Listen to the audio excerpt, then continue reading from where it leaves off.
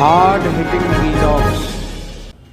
दोस्तों भाई व्यूअर्स, आज का हमारा वीडियो है INS विक्रांत, जो हमारा फाइटर एयरक्राफ्ट कैरियर है, उसके ऊपर हमने वीडियो बनाया है।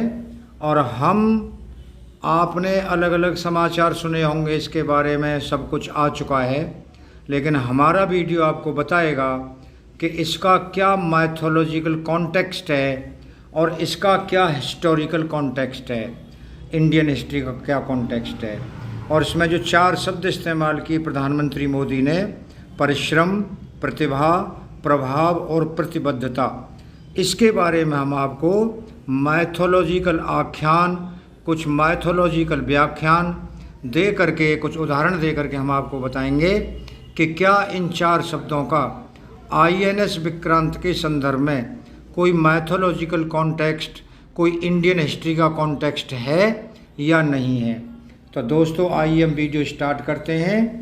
पुराने ज़माने में राजा विशाल का स्मारक बनाते थे। आधुनिक समय में हर राष्ट्र खुद की विशालकाय परियोजनाओं के माध्यम से परिभाषित करने की कोशिश करता है। हाल में स्वदेश निर्मित युद्धपोत विक्रांत को नौसेना को सौंपते हुए प्रधानमंत्री मोदी ने कहा था, ये 21वीं सदी के भारत के परिश्रम, प्रतिभा, प्रभाव और प्रतिबद्धता का प्रमाण प्रस्तुत करता है, कोट अनकोट। क्या है इन शब्दों के पीछे मौजूद भावना और कैसे भारत ने इस परियोजना के माध्यम से उन्हें साकार किया है। आइए हम इंडियन माइथोलॉजी के कुछ उदाहरण लेते हैं। पहला शब्द है परिश्रम। तो दोस्तों भागवत में पांडवों को युद्ध में जिन अस्त्रों से जीत में मदद मिली, उसके लिए अर्जुन को घोर तप, घोर परिश्रम करना पड़ा था। महायोगी व्यास ने युधिष्ठिर से युद्ध जीतने के लिए इंद्र, रुद्र, वरुण, कुबेर और यम से अस्त्र प्राप्त करने को कहा था। युधिष्ठिर ने इसके लिए अर्जुन को हिमालय भेजा। वहाँ उनकी परीक्षा एक तपस्वी ने ली, जो वास्तव में भगवान इंद्र थे। परीक्षा लेने के बाद उन्होंने अर्जुन को अपना वास्तविक परिचय दिया।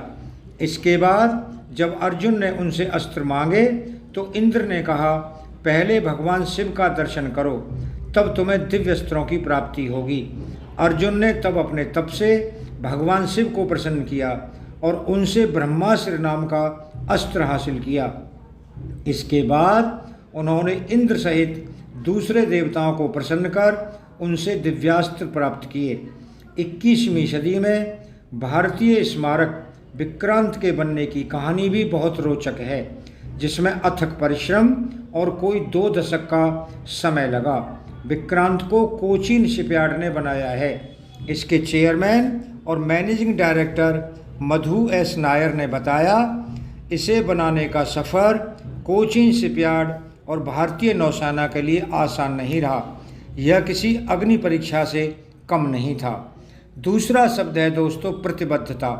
इतनी बड़ी और महत्वपूर्ण परियोजना की खातिर धैर्य और प्रतिबद्धता की जरूरत थी, कुछ वैसी ही जैसी नचिकेता ने दिखाई थी। नचिकेता के पिता वाजश्रवा ने फल की कामना के लिए एक यज्ञ किया। इसमें उन्हें अपनी समस्त संपत्ति दान करनी थी। नचिकेता को यह देखकर बुरा लगा कि उनके पिता बूढ़ी और बेकार गायें दान कर रहे थे। उन्होंने तब वाजश्रवा से पूछा, आप मुझे किसे देंगे? बार बार प्रश्न करने पर पिता ने कहा, मैं तुझे मृत्यु को देता हूँ।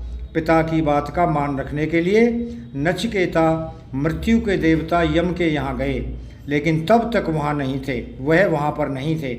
3 दिन तक नचिकेता ने बिना खाए पिए उनका इंतजार किया।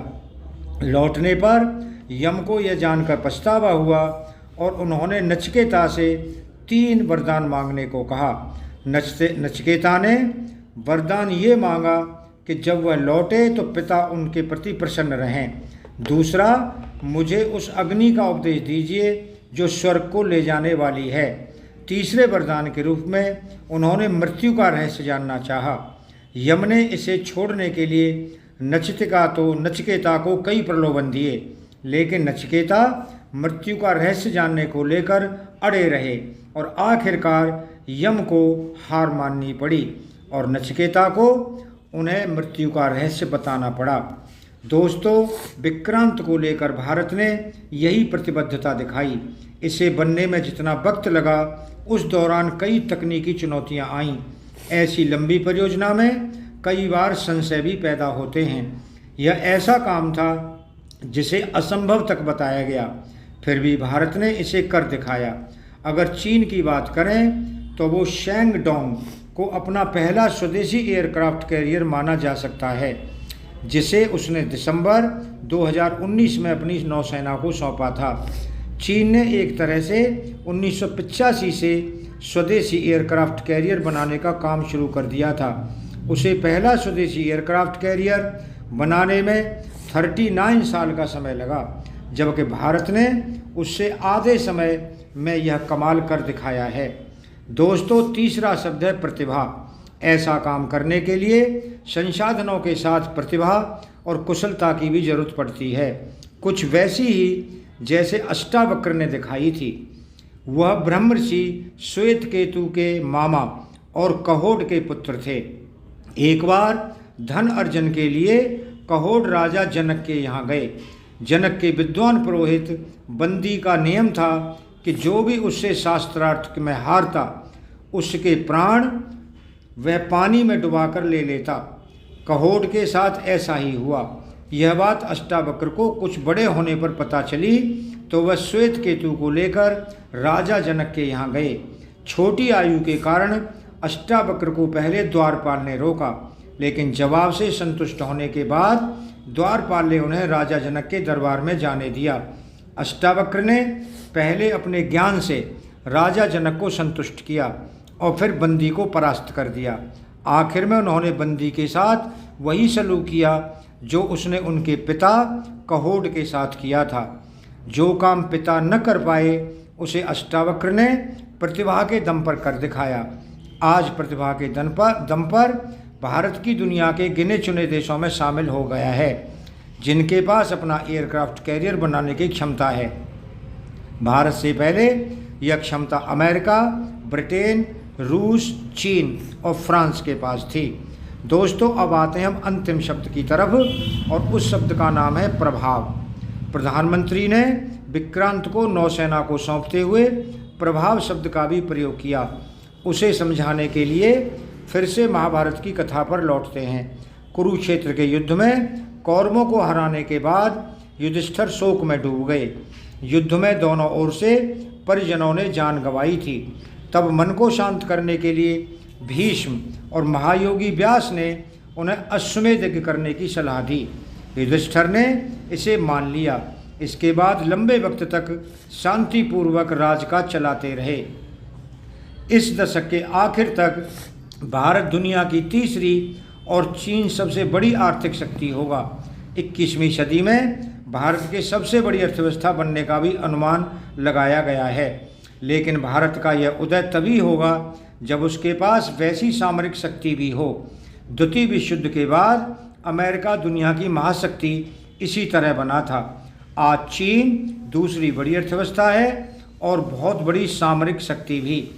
भारत को भी आर्थिक तरक्की के साथ सैन्य क्षमता बढ़ानी होगी। ब्रह्मोस तेजस के साथ विक्रांत को उस दिशा में बढ़ाया गया महत्वपूर्ण कदम माना जा सकता है। दोस्तों, अगर आपको वीडियो पसंद आया हो तो आप चैनल को सब्सक्राइब करें, वीडियो को लाइक करें, ज़्यादा से ज़्यादा शेयर करें। आप लोगों का बहुत बहुत धन्यवाद। Thank you very much.